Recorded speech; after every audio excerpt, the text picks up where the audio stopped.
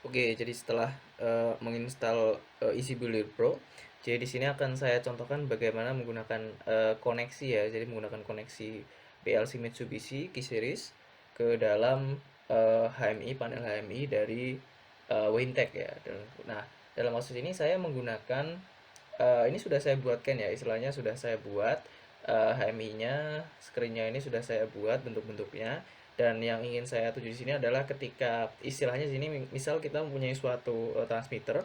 Nah, ketika transmitter itu mencapai nilai tertentu, dia akan menyalakan alarm ya, atau menyalakan coil ya. Dalam kasus ini adalah Y11.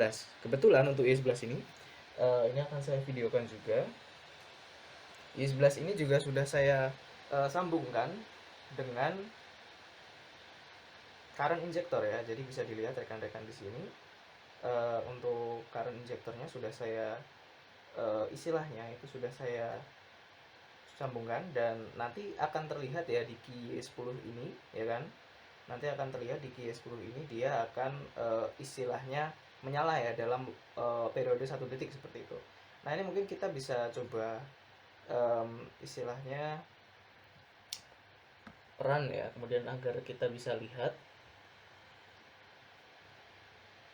secara bersamaan dengan yang ada di eh, bisa dibilang yang ada di sini, yang ada di apa namanya, GXWorks. Nah, itu nanti kita bisa lihat apakah nilainya sama. Nah, ini bisa dilihat ya, nilainya di sini adalah 83,7. Nah, itu kalau kita lihat di dalam apa namanya, GXWorks juga sama sekitar 83,7, walaupun dia naik turun ya. Nah, kenapa naik turun? Karena memang nilainya ini dia ada noise-nya. Nah, ini kita bisa naikkan ya agar kita bisa lihat. Oke, nah ini di atas 90, rekan-rekan bisa lihat di GXWorks. Dan di sini kita dapat lihat ya, di Key 10 ini dia nomor satu tuh menyala dan hidup ya, sesuai dengan SM412 karena dia 1 detik seperti itu ya. Nah, ini kalau saya turunkan ya kan. Nah, dia uh, tidak menyala dan hidup lagi seperti itu. Nah, itu ya. Itu adalah istilahnya logic yang ingin saya buat. Nah, di sini ingin saya gabungkan dengan HMI. Jadi saya ingin mengkoneksikan dengan HMI seperti itu ya. Nah, Nah, itu caranya bagaimana? Nah, ini sebenarnya cukup mudah ya.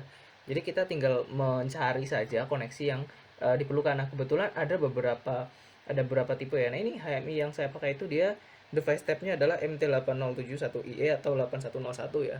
Nah, ini saya pilih yang IE karena memang dia mempunyai device yang lebih banyak ya dibanding kalau misal yang non seperti itu. Nah, ini kita bisa pilih device baru. Nah, di sini itu kita ada beberapa ya. Jadi ada, kalau di Mitsubishi itu ada beberapa. Ini kita bisa pilih eh apa namanya? Misal kita pengen koneksi juga, di sini juga ada ya. Misal yang kalau mau pakai mini USB itu di sini juga ada sebenarnya. Kemudian apa namanya? Kita kalau untuk FX3U juga ada di sini sendiri. Nah, kemudian kalau misal untuk yang modul servo di sini juga ada ya, MR773. Nah, ini tapi di sini kita pakai yang ASCII. Jadi untuk apa namanya? Karena tadi kita sudah menggunakan di Node-RED itu sudah menggunakan apa namanya, binary. Di sini kita menggunakan ASCII seperti itu ya. Oke, nah kemudian kalau sudah, ini kita setting sesuai yang ada di GXWorks. Nah, kan kita sudah setting di GXWorks seperti ini ya, sama sebenarnya dengan yang tadi ya. Jadi dengan apa namanya, IP address sekian, kemudian portnya 1025 seperti itu. Nah, ini makanya kita masukkan nilai yang sama ya seperti itu. Nah, ini kita masukkan 2, kemudian ini kita masukkan 1025. Nah, kalau sudah kita klik OK. Kalau sudah klik OK, nah ini kita pakai TCP ya. Nah, kalau sudah kita klik OK lagi. Oke. Nah, baru di sini kita akan masukkan. Nah, di sini saya mempunyai satu HMI, simbol HMI ya. Jadi intinya ini nanti akan menampilkan nilai dari apa? Nah, ini sudah saya pasangkan sebenarnya. Jadi saya ingin menampilkan nilai akhir ya, akhir dari scaling. Jadi di 26 ini ingin saya tampilkan ke dalam HMI. Nah, itu kita bisa pilih ya. Sebenarnya di sini ada banyak, tapi di sini saya pilih yang D, kemudian nomornya adalah 26 seperti itu. Oke. Nah, jadi kita masukkan di sini 26. Oke. Kemudian yang lampunya di sini yang Y11 itu kita juga masukkan ke dalam HMI seperti itu ya. Jadi di sini juga kita klik 2 kali. Kemudian ini kita pasangkan ke Y11 ya. Y11 ini sudah termasuk ke istilahnya memori yang ada di digital output pada slot 2, atau enggak, maksudnya slot 1 ya, karena dimulai dari 0. 0 1 2 3 seperti itu. Oke, nah kalau sudah, kita coba lanjut juga ke misal, kalau misal di sini ada alarm juga ya. misalnya kalian ingin istilahnya tuh ingin ingin menggunakan alarm, tapi ini memang ada apa namanya istilahnya tuh bukan di sini ya, ini hanya alarm display ya. Jadi kita kalau misal di EB Pro, jadi mungkin saya tidak menjelaskan seluruhnya ya, tapi di sini ada beberapa istilahnya cara ya kalau misal ingin menggunakan alarm tuh bagaimana. Nah, itu kita pakai yang namanya alarm lock seperti ini. Nah, ini kita bisa klik 2 kali ya. Sebenarnya bisa ditambah. Nah, misal mau diedit ya kan, ini misal saya jadi 26 ya kan, biar ditambahkan. Terus enable value-nya gimana? Nah, ini kita samakan dengan yang ada di GFX tadi. Nah, itu kita jadikan dia di atas 90, dia nanti akan muncul di alarm display seperti itu kan. Oke, nah kalau sudah kita save, terus kita masuk ke yang trending. Nah, kalau yang trending dia lebih mudah ya. Istilahnya ini kita tinggal masukkan aja. Jadi yang sama 26. Oke. Oh ya, pastikan ini 32 bit float ya, jangan sampai salah ya. Kenapa? Soalnya kalau kalau bukan 32 bit 32 bit float, nanti dia ada istilahnya ya error lah ya. Pasti yang dibaca, misalkan kalau 32 bit float, yang langsung dibaca 26 sama 27 gitu ya. Ya kan, kalau di 0, di 1, di 2, di 3 dan sekian-sekian seperti itu kan. Nah, seperti itu. Jadi perlu diperhatikan.